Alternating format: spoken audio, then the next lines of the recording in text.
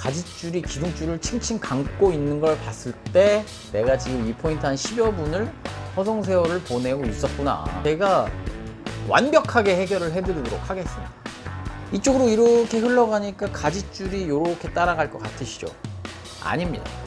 절대로 물보다 배가 빠를 수는 없습니다. 외수질 전용 봉돌입니다. 외수질 전용 봉돌. 새우는 뒤로 파닥파닥 하면서 파닥파닥 하면서 돌아가기 때문에 고패질을 툭툭툭 해줄 때 새우는 물의 저항을 받아서 툭툭툭 빠지게 돼요. 한번 툭 쳤을 뿐인데 빠져있는 모습 보이시나요?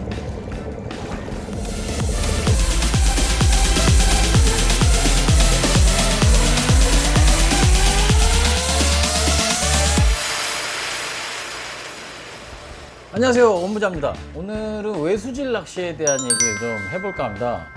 광어 다운샷 낚시와 더불어 참 많이들 즐기는 낚시가 아닐까 싶습니다. 뭐니뭐니 해도 외수질 낚시의 장점은 살아있는 새우를 쓰다 보니까 웜 같은 인조미끼보다 훨씬 더 물고기들의 반응이 빠르다는 거겠죠. 거기에 다양한 어종을 공략할 수 있다는 점도 있겠고요. 실제로 뭐 생새우 외수질에 올라오는 어종은 진짜 다양합니다. 뭐 대표적인 어종이 농어, 민어가 있겠고, 거기에 뭐 참돔, 광어, 우럭, 놀래미, 장대, 뭐 심지어는 감성돔까지. 참 이 지루할 틈이 없죠. 지루할 틈 없이 다양한 어종이 쉼없이 올라오기 때문에 많은 분들한테 인기가 있는 게 아닌가, 뭐 이런 생각을 해봅니다. 근데 문제는 이 외수질 낚시는 잡는 사람과 못 잡는 사람의 편차가 굉장히 크다는 거죠. 왜냐? 광어 다운샷은 텐션이 잡힌 기둥줄에 웜을 매달아서 하는 낚시 방식이다 보니까 입질이 오면 입질 파악이 굉장히 쉬워요. 근데 이 외수질 낚시는 이렇게 텐션이 잡혀 있는 기둥줄에 이런 가짓줄을 매달아서 하는 낚시라서 다운샷 낚시에 비해서 상대적으로 좀 또 이제 그 살아있는 새우가 물속에서 자유롭게 돌아다니게 하려면 이 가짓줄의 길이가 아무래도 긴 편이 더 유리할 거예요. 근데 가짓줄이 길면 길수록 채비가 엉킬 확률도 높기 때문에 낚시를 잘 하시는 분과 초보이신 분들의 편차가 클 수밖에 없는 것 같아요. 이 가짓줄이 길면 길수록 유리하다는 어종은 대표적으로 농어라고 볼 수가 있는데, 농어라는 녀석은 눈이 굉장히 좋다고 알려져 있기 때문이에요. 자, 그러면 이제 제가 할 일이 생겼죠. 잘하는 분과 못하는 분, 즉 채비 운영에 있어서 어떻게 해야 되는가, 그것이 제 할 일이 아닐까. 자, 일단 채비를 좀 살펴볼게요. 아까 보여드린 것처럼 기둥줄이 이렇게 있고, 기둥줄 밑에는 이제 이렇게 봉돌이 걸리게 되죠. 그러면 뭐 당연히 이 위쪽은 낚싯대 쪽이 될 거고요. 그 옆에 이런 가짓줄이 걸린단 말이에요. 이 가짓줄은 보통 그 구슬이나 삼각도래 같은 걸 써서 여기 도래 하나가 들어가고, 이런 식으로 뭐 80cm, 1m, 길게 쓰시는 분들은 1.5m까지 쓰시는 분들이 계세요. 가짓줄 라인은 보통 6호에서 7호, 이 기둥줄 라인은 가짓줄보다 한 1호에서 2호 정도를 더 두꺼운 사이즈를 사용하는 게 일반적입니다. 바늘은 농어 바늘 18호부터 22호까지 가장 많이들 사용하시고요. 자, 그러면 이런 상황에서 채비가 입수가 될 때 봉돌이 채비를 이렇게 끌고 내려갈 거 아닙니까? 채비가 입수가 될 때 어떤 모양일까요? 봉돌이 채비를 물고 들어가면 가짓줄이 그 뒤를 따르면서 이렇게 쫓아 들어가겠죠. 봉돌이 채비를 물고 내려갈 때 가짓줄은 이 뒤를 따르면서 이런 V자 형태로 내려가게 됩니다. 근데 가짓줄 끝에 걸려있는 새우는 그 뒤를 따라가면서 이게 뱅글뱅글 돌면서 내려가요. 자세히 보시면 알겠지만, 그때 이 V자의 각도가 좁아지면 좁아질수록, 즉 빨리 내릴수록 V자의 각도는 좁아지는데, V자의 각도가 좁아지면 좁아질수록 새우가 뱅글뱅글 돌면서 기둥줄을 감을 확률이 높다는 거죠. 잘 하시는 분들은 이 물 방향을 봐가면서 최대한 가짓줄의 각도를 최대한 좀 벌어지게 해서 V자의 각도가 좀 벌어지게 해 가면서 새우가 돌더라도 기둥줄에 감는 일 없이 최대한 조심해서 내리는 반면에 초보분들은 사실 그렇지가 못하다는 거죠. 어떤 경우는 채비를 내릴 때 라인을 잡기 위해서 배를 잡아버리면 이게 아무리 각도를 벌려서 내려가고 있던 중에 배를 잡아버리면 그 역시도 꼬이는 경우가 굉장히 많아요. 그건 초보자나 베테랑이나 뭐 어쩔 수 없이 피할 수 없는 상황이 오는 경우도 분명히 있죠. 그리고 또 채비를 천천히 내려야 되는데 이 수심 깊은 데서는 이만저만 짜증나는 게 아니거든요. 기둥줄 감는 현상이 생기니까 편대를 써갖고 최대한 기둥줄에서 가짓줄을 떨어뜨려서 내리는 분도 계시고 또 가짓줄을 최대한 짧게 쓰시는 분도 계세요. 이 사실 채비가 입수된 후에 바닥에서 내 채비가 정렬이 잘 돼 있는지 알 수가 없거든요. 진짜 감각이 좋으신 분이나 아니면 뭐 전용 로드를 쓰시면서 경험이 많으신 분들은 정렬이 됐을 때와 정렬이 되지 않았을 때 이제 손끝으로 오는 느낌이 좀 달라요. 그걸 알아차리시는 분도 계십니다만 대부분의 분들이 모른다는 게 문제죠. 채비가 바닥에 닿았을 때 가짓줄이 기둥줄을 감고 있으면 절대 입질을 못 받습니다. 그럼에도 내 채비가 정렬이 되어 있는지 엉켰는지도 모르고 낚싯대를 담그고 있으면 낚시가 어떻게 되겠습니까? 삑삑하고 올리라는 신호에 채비를 걷어 올려 보면 그때서야 가짓줄이 기둥줄을 칭칭 감고 있는 걸 봤을 때 아, 내가 지금 이 포인트 한 10여 분을 허송세월을 보내고 있었구나 하는 거죠. 거기서 오는 짜증은 이루 말할 수가 없습니다. 진짜 당해보신 분들은 아마 다 아실 거예요. 뭐 이 부분은 잠시 후에 말씀드리겠지만 제가 완벽하게 해결을 해드리도록 하겠습니다. 제가 또 한 건 아주 재미난 채비를 개발해 갖고 특허 출원을 했거든요. 아무튼요. 그럼 다음으로 이제 채비를 내린 후에 채비 운영에 대한 채비를 내린 후에 채비 운영에 대한 얘기가 되겠죠. 채비 운영. 채비가 바닥을 찍고 정렬이 잘 돼 있다는 가정하에 제가 질문을 하나 드려보도록 하겠습니다. 자, 여러분들은 물 방향이 이쪽으로 흐른다고 가정을 할게요. 물 방향이 이렇게 흐르면 가짓줄은 어느 쪽으로 가 있을 거라고 생각을 하십니까? 자, 보세요. 이게 지금 기둥줄입니다. 그렇죠? 기둥줄. 물이 이쪽으로 흐르면 배도 따라서 이쪽으로 흐르겠죠. 보통 외수질은 봉돌을 바닥에서 살짝 띄운 상태로 가는 게 일반적이니까 물이 이쪽으로 흐르니까 배도 당연히 이쪽으로 흐르고 봉돌은 무게가 있기 때문에 살짝 사선을 그리면서 이런 모양으로 갈 거란 말이에요. 그죠? 이쪽으로 이렇게 흘러가니까 가짓줄이 이렇게 따라갈 것 같으시죠? 그죠? 아닙니다. 자, 이런 가정을 한번 해볼게요. 배는 고정이 되어 있어요. 위에 물은 흐르지만 배는 고정이 되어 있어요. 양쪽에 묶어놨어요. 섬 같은 데다가. 그리고 봉돌은 바닥에 아예 고정이 되어 있어요. 어디 껴갖고 고정이 딱 돼 있는 상태예요. 그러면 물이 이쪽으로 흐르면 이런 상태에서는 가짓줄이 이렇게 뻗치는 게 당연하겠죠. 배는 묶여 있고 봉돌은 바닥에 고정되어 있으니까 물이 흐르는 방향으로 가짓줄이 뻗는 건 당연하겠죠. 그죠? 그럼 물이 몇 노트냐에 따라서 가짓줄이 물살의 영향을 받아서 뭐 쫙쫙 뻗어 주느냐 아니면 뭐 약하게 가면 뭐 살랑살랑 되느냐 뭐 그 차이가 나겠죠. 그죠? 자, 이번에는 다시 배가 흐르는 상황입니다. 그리고 봉돌도 바닥에서 떠서 따라오는 상황이에요. 물이 1노트라고 가정을 해볼게요. 1노트. 배가 빠를까요? 물이 빠를까요? 당연히 동력을 사용하지 않고 있을 때고 바람도 불지 않는 상황입니다.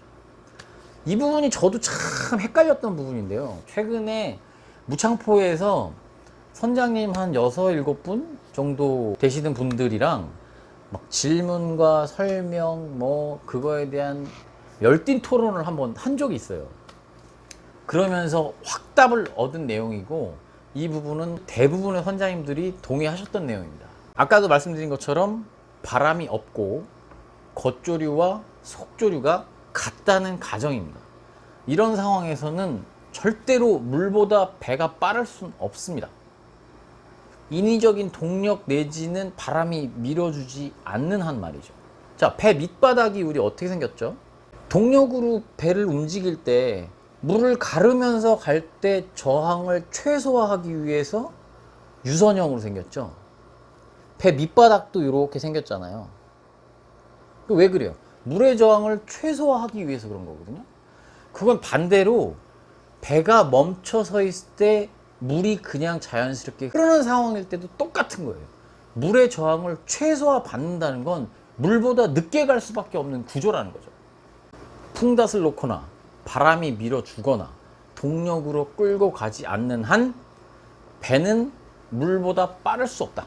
그러면 아까 말씀드린 대로 물이 1노트라고 가정을 하면 배는 어느 정도의 속도로 갈까요? 측정을 해보진 않았지만 대략 60에서 70, 70에서 80 정도의 속도로 가지 않을까요? 그렇다라고 한다면 배의 속도는 0.7노트 정도가 되겠죠. 자, 그러면 물은 1노트, 배는 0.7노트. 물이 0.3노트만큼 빠른 거죠. 자, 그러면 아까 상황으로 다시 가볼게요. 배가 고정이 되어 있어요. 봉돌도 바닥에 박혀서 고정이 되어 있어요. 물이 0.3노트로 갈 때 어떻게 될까요? 가짓줄이. 물이 이쪽으로 0.3노트로 가요. 그럼 가짓줄 어떻게 돼요? 당연히 이쪽으로 뻗치면서 살랑살랑 되겠죠. 이해가 되십니까? 물이 배보다 빠르다는 건 이런 상황과 비슷한 상황이라고 보셔야 한다는 거죠. 예외적인 부분이 분명히 있습니다. 아까 설명드린 것처럼 겉조류와 속조류가 다를 수도 있고 바람이 뒤에서 밀어줄 수도 있고 또 처음에 배가 출발하는 속도는 좀 느리지만 어느 정도 배도 흘러가다 보면 가속도가 붙어서 어느 구간에서는 물보다 배가 빠를 수도 있죠. 어느 정도까지는 이해를 하셨을 거라 믿고 농어를 대상으로 한번 놓고 말씀을 드려볼게요. 농어는 바닥에 살기도 하고 표층에서 먹이 활동하는 경우도 있고 중층에 사는 경우도 있고 딱히 어디에 있다고 말씀드릴 수가 없는 녀석들이에요. 다만 어초나 수중열을 공략할 때 어초의 꼭대기나 중간쯤에서 어슬렁거리다가 먹이 활동을 하는 걸로 알려져 있단 말이에요. 그래서 어초 낚시를 할 때는 항상 선장님이 얘기해 주시는 어초 높이만큼 혹은 어초보다 조금 더 높게 감아 주시고 포인트 진입을 해야 된다는 거죠. 진짜 따지고 보면 농어 낚시만큼 쉬운 낚시가 없거든요. 왜? 바닥 찍고 선장님이 감으라는 만큼 감아 놓기만 하고 기다리면 새우가 다 알아서 해주는 거잖아요. 액션도 필요 없고 새우가 다 알아서 해주는 거잖아요. 물론 그렇지 않은 경우도 있기는 하지만 말이죠. 아무튼요, 대부분의 경우가 그렇다라는 말씀입니다. 자, 그러면 이제는 아까 말씀드렸던 채비 입수 시에 가짓줄이 기둥줄에 엉키지 않게 위한 방법을 설명드려야 되겠죠. 여러분들 요거 뭔지 아시죠? 요거 최근에 제 영상에서 자주 등장을 했던 바로 귀걸이 뒷막입니다. 얼마 전에 영도 명성호에 대광어가 아직 안 빠졌다는 소식을 듣고 승선을 했던 적이 있었어요. 혹시 모르니 생새우 다 잡아 외수지를 병행한다고 그래서 생새우를 준비해 갔던 적이 있었죠. 그게 올해 첫 번째 외수질이었습니다. 낚시를 하는데 작년에 또 외수질이 문득 떠오르면서 가짓줄이 기둥줄에 자꾸 엉키는 초보 조사님들을 보면서 이 병이 발동을 합니다. 또 무슨 병이냐, 어떻게 하면 가짓줄이 기둥줄을 감지 않게 할 수 있을까, 이런 걸 연구하는 병이죠. 개발병이에요. 개발병. 진짜 별 생각을 다 해보고 이런저런 생각에 또 이걸 붙잡고 휘고 조이고 구부리고 잘라가면서 또 한 2, 3일을 소주를 마셨던 것 같아요. 그 원투클립 개발했던 그 자리에서 또 고민을 하면서 말이죠. 그렇게 고민을 해서 바로 요런 놈을 개발을 하게 됩니다. 자세히 보여드릴까요? 뒷면 이렇게 보여드릴까요? 네. 이렇게. 그래서 특허 출원까지 마쳤고요. 이놈의 이름은 외수질 전용 봉돌입니다. 외수질 전용 봉돌. 사용 방법은 무지하게 간단합니다. 이 외수질 전용 봉돌에는 이런 돌기가 튀어나와 있고 거기에 귀걸이 뒷마개가 하나 박혀 있거든요. 그럼 이 귀걸이 뒷마개를 이 가지줄 있죠, 가지줄의 바늘로 귀걸이 뒷마개를 꽂아서 넣습니다. 이게 신축성이 강해서 뭐 이런 그 매듭 부분이라든지 돌기 부분을 그냥 막 타고 넘어요. 그런 다음에 여기에 이제 살아있는 새우를 끼워주죠. 여기는 일단은 실내니까 살아있는 새우 대신에 웜을 살아있는 새우라고 가정을 하고 한번 끼워줄게요. 보통 새우의 뇌와 뿔 사이에 이런 식으로 끼워주는 경우도 있고, 밑에서부터 위로 끼시는 경우도 있고, 굉장히 뭐 이렇게 저렇게들 많이 끼시잖아요. 어떻게 끼우시든 상관없습니다. 그래서 새우를 이렇게 끼우죠. 이런 식으로 끼우게 됩니다. 그리고 3cm에서 5cm 정도 되는 위치에서 봉돌의 맨 아랫부분 돌기 있는 부분에 귀걸이 뒷마개를 끼워 주시기만 하면 됩니다. 이런 식으로. 자, 그러면 이런 모양이 됐죠. 이 가지줄은 옆으로 이렇게 여유가 있게 늘어져 있고, 맨 밑에 부분에 한 3cm에서 5cm 정도 되는 부분에 이렇게 끼워줍니다. 왜? 입수될 때 똑같이 V자를 그리겠지만 봉돌이나 뭐 새우 뿔 같은 데가 어디 걸릴 데가 전혀 없어요. 그죠? 이런 식으로 입수를 하니까 전혀 걸릴 데가 없어요. 뭐 참고로 말씀드립니다만, 제가 특허 출원을 할 때 이런 식으로 스프링식으로 돼서 끼워지는 모양, 그 다음에 이런 식으로 돌기를 삽입한 모양, 그리고 이런 식으로 콘돔 같은 걸 끼워 갖고 이런 식으로 캡으로 씌운 모양, 이런 모양을 전부 권리 범위로 잡아서 특허 출원을 했기 때문에 살짝 모양만 변형해서 출시를 하실 분이 계시면 신중하게 생각하시고 출시하시기 바랍니다. 얼마 전에 원투클립 생산하는 공장에서 전화가 왔어요. 제 원투클립을 가져와서 똑같이 만들어 달라고 했다네요. 뭐 당연히 특허 출원한 제품이라고 만들어 주지 못한다고 하고 돌려보내긴 했습니다만, 참 기분이 그렇더라고요. 저기요, 남이 정말 힘들게 정말 수십 번의 노력을 해서 만든 거 그렇게 얄팍하게 카피해 갖고 참 잘 되실 것 같습니까? 제발 좀 그러지 마세요. 정말 정중히 부탁드립니다. 아무튼요, 사설이 길었습니다. 그렇게 끼워진 뒷마개는요, 입수 시에는 절대 채비가 꼬일 일 없이 내려가서 바닥을 찍은 이후에 한두 번의 고패질을 해주면, 자 보세요, 고패질을 툭툭 해주면 한 뭐 1m 정도, 50cm에서 1m 정도, 그렇게 빨리 하실 필요도 없어요. 툭툭 쳐주면 제 경험상 한 번이 무조건 다 빠지거든요. 뭐 혹시 모르니까 한 번, 두 번 정도를 해주면 여기 붙어있는 새우는 봉돌을 따라서 쭉 가다가 물살에 저항을 받으면서 따라가요. 얘는 그냥 실이 아니라 끝에 새우가 매달려 있는 애잖아요. 그렇기 때문에 딸려 올라가면서 물살의 저항을 이렇게 받다가 이렇게 톡 빠지는 거예요. 그러고 나서는 얘는 기둥줄로부터 자유롭게 완전 분리가 돼서 이런 식으로 자유 상태가 되는 거죠. 제가 한 100여 번 정도의 입수와 분리 테스트를 해봤는데 정말 완벽하게 성공을 했습니다. 바닥을 찍고 고패질을 살짝 해주면요, 좀 무슨 느낌이랄까요? 봉돌이 뭐 아주 작은 돌을 틱 하고 건드리는 느낌?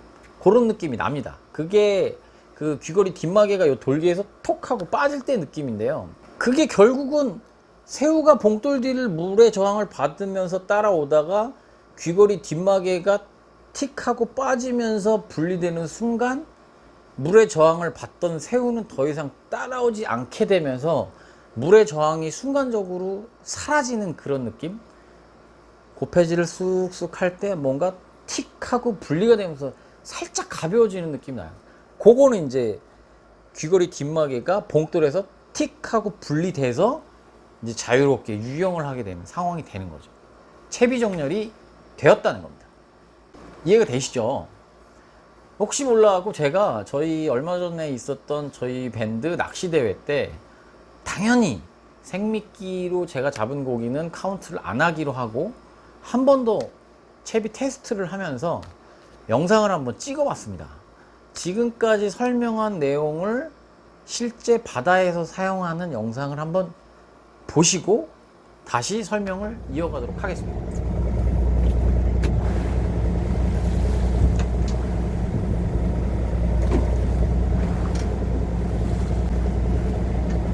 대략 한 5cm 정도의 매듭을 하나 지어주고 귀걸이 뒷마개를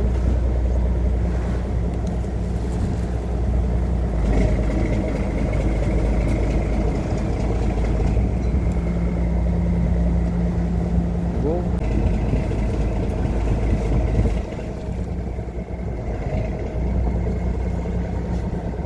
뿔이랑 뇌 사이에 바늘을 껴주고 새우는 뒤로 파닥파닥 하면서 파닥파닥 하면서 돌아가기 때문에 바늘은 앞에 껴주는 게 유리합니다. 그리고 외수질 전용 봉돌 밑에 부분에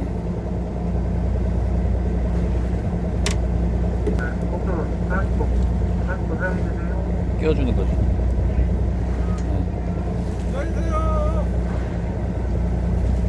자, 그러면 새우가 입수할 때는 이런 모양으로 입수를 하는데 바늘 끝이나 새우 뿔 같은 게 어디 걸릴 데가 없기 때문에 입수는 완벽히 되고 봉돌이 바닥을 찍은 다음에 고패질을 툭툭툭 해줄 때 새우는 물의 저항을 받아서 툭툭툭 빠지게 돼요. 수심한 1m에 채비를 넣고 고패질을 해서 새우가 빠지는 모습을 보여드리도록 하겠습니다.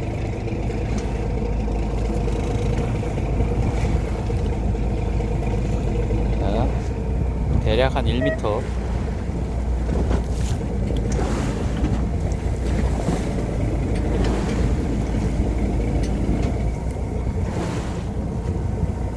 보이시죠?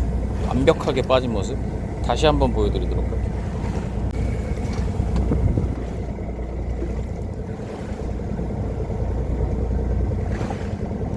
끼워주고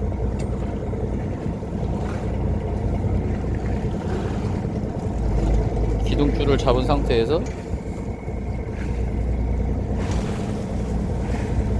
1m 정도 입수한 다음에 고패질 한번. 그러면 완벽하게 빠져있는 모습.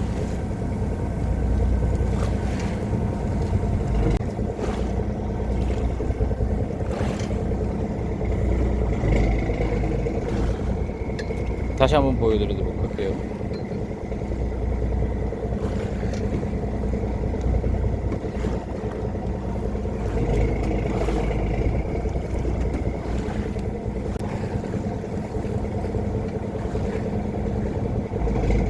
한번 툭 쳤을 뿐인데 빠져있는 모습 보이시나요?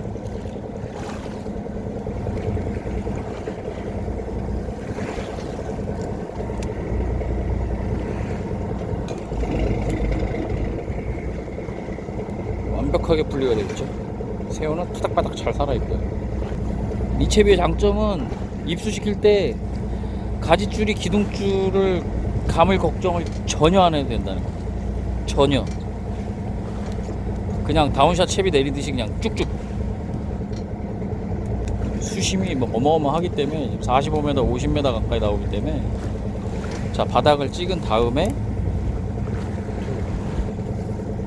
두 번 정도를 들어주면 이제 밑에서는 채비가 완벽하게 풀려 있는 거예요. 보시니까 어떠시나요? 이제 가지줄이 기둥줄을 감을지 모른다는 불안감은 0이 되지 않을까 싶습니다. 이 외수질 전용 봉돌은 원투클립과 달리 유명한 쇼핑몰에 입점을 할 예정이고요. 각 항구에 취급점을 둬서 온오프라인으로 쉽게 구매하실 수 있도록 할 예정입니다. 아직은 뭐 확정된 그 오프 매장이 없기 때문에 뭐 본 영상의 댓글에 제 이메일 주소와 전화번호를 남겨 놓을 테니까 필요하신 곳에서는 연락을 주시면 감사하겠습니다. 그와 더불어서 체험단을 또 한번 모집해 보도록 하겠습니다. 체험단은 총 10분 모집하려고 하고요. 40호 봉돌 2봉지를 제가 착불로 보내드릴 예정입니다. 체험단 신청해 주시는 부분을 봐서 뭐 추가 모집을 할 수 있으면 해보도록 하겠습니다. 체험단 신청하실 분들은 댓글로 체험단 신청한다는 내용과 더불어서 이메일 주소를 남겨주시면 제가 이메일로 개별 통지를 해드리도록 하겠습니다. 제가 이 영상을 찍으면서 참 걱정되는 부분이 있습니다. 외수질 낚시를 어떤 선장님들은 이렇게 말씀을 하세요. 씨를 말리는 낚시라고. 안 그래도 씨를 말리는 낚시를 하는데 더욱 씨를 말리라고 더 좋은 채비를 개발하고 더 잘 잡는 방법을 이런 영상을 통해서 알려드리는 게 과연 맞는 일인가에 대한 부분입니다. 생각을 참 많이 했어요. 그럼에도 불구하고 제가 내린 결론은 이 영상 업로드와 함께 여러분들께 부탁드리고 싶은 부분이 있습니다. 제발 우리 작은 고기는 놓아줍시다. 우리의 미래를 위해서, 우리 자식들이나 우리 후배들의 미래를 위해서. 저와 제 영상에 자주 등장하는 이제 자취TV 김 선생님, 오방내대 캠페인을 벌이고 있습니다. 오방내대는 뭐냐? 오늘의 방생이 내일의 대어로 라는 캠페인입니다. 뭐 광어를 기준으로 말씀드리면 포획 기준이 21cm라는 진짜 말도 안 되는 사이즈입니다. 뭐 아시는 분들은 아시겠지만 이거는 좀 말이 안 되는 사이즈라고 생각을 하거든요. 물론 뭐 내년부터는 35cm로 대폭 상향 조정이 된다고는 하는데 제 생각에는 35cm도 좀 작지 않나, 뭐 이런 생각을 좀 해봅니다. 뭐 차포띠면 뭐 먹을 거 뭐 있습니까? 물론 뭐 꽝을 치고 가는 상황이 온다면 구이용으로 한두 마리는 또 가져가야 또 면도 살고 하는 부분이 있기 때문에 뭐 그런 상황이 온다면야 어쩔 수 없이 본인의 선택에 맡길 수밖에 없겠지만, 그렇지 않은 상황이라면 정말 이 4자 미만은 좀 방생을 해주는 게 어떨까요? 굉장히 조심스럽게 한번 부탁을 드려봅니다. 앞으로도 정말 더욱더 신박한 아이템, 더 어떻게 하면 고기를 잘 잡을 수 있는지 끊임없이 공부하고 연구하고 저희 채널을 통해서 영상으로 많이 알려드릴 테니까 다른 고기는 모르겠습니다. 광어 4자 미만 방생 오방내대 캠페인에 적극 동참해 주실 것을 이 자리를 통해서 진심으로 부탁드리겠습니다.